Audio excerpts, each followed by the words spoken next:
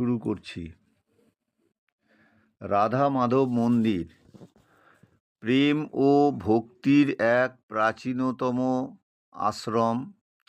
বৃন্দাবনের বহু বিখ্যাত মন্দিরের মধ্যে রাধা বল্লভ মন্দির একটি অনন্য ও বিশেষ মন্দির, যেখানে শ্রীকৃষ্ণ রাধার বল্লভ রূপে পূজিত হন। এই মন্দিরে রাধা কৃষ্ণের প্রেম গভীরতা কেবল মূর্তি বা আচার অনুষ্ঠানে নয়, বরং ভক্তির অনুভবে প্রতিফলিত হয়। রাধা বল্লভ মন্দির প্রতিষ্ঠা করেন হিত হরিবংশ মহাপ্রভু, যিনি ছিলেন রাধার প্রেমস্বরূপ উপাসনা, একান্ত প্রবক্তা এবং হিত পরিষদ বৈষ্ণব সম্প্রদায়ের প্রতিষ্ঠাতা। মন্দির প্রতিষ্ঠা হয় 1585 খ্রিস্টাব্দের দিকে। এটি বৃন্দাবনের প্রাচীনতম এবং আধ্যাত্মিক দিক থেকে অন্যতম গুরুত্বপূর্ণ মন্দির। শ্রী হরিবংশজি তার নিজস্ব ভক্তিভাবনায় রাধা বল্লভ রূপে ভগবানের প্রেমময় রূপ কল্পনা করেন, যেখানে রাধার মাহাত্ম্যই সর্বোচ্চ।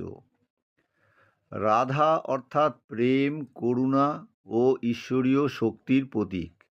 বল্লভ, যিনি প্রিয়তম ভক্ত হৃদয়ে বাস করেন। এখানে শ্রীকৃষ্ণের মূর্তিকে রাধার প্রিয়তম হিসেবে পূজা করা হয়, তাই রাধাবল্লভ মূর্তি শুধু কৃষ্ণরূপ নয়, প্রেমের প্রতীক। এই মন্দিরে শ্রীমতী রাধার স্বতন্ত্র মূর্তি নেই, তবে শ্রীকৃষ্ণের পাশে একটি রূপালী আসন অর্থাৎ সিংহাসন স্থাপন করা হয়েছে, যা রাধার প্রতীক স্বরূপ। মন্দিরে অতিরিক্ত কোনো বাদ্যযন্ত্র বা উঁচু আওয়াজ নেই, সবই হয় নির্মল কীর্তন, সুমধুর রাগে। নিত্য সেবা, বসন, অলঙ্কার ও সুগন্ধি প্রসাদে ঠাকুরজি যত্ন হয়। মন্দিরে এখনও পর্যন্ত হিত হরিবংশ গোত্রের গৃহস্থ গোস্বামীরাই সেবার কাজ করে থাকেন। রাধা অষ্টমী, ঝুলন যাত্রা, হিত চতুর্দশী, হোলি উৎসব ও শরৎ পূর্ণিমা এই দিনগুলিতে মন্দিরের অত্যন্ত আড়ম্বরের সঙ্গে পালিত হয়। বিশেষত রাধাবল্লভ হিত মহোৎসব নামে একটি বিশেষ উৎসব পালিত হয়, যেখানে ভক্তগণ দিনভর হিত হরিবংশজির কীর্তন ও ভজন করেন।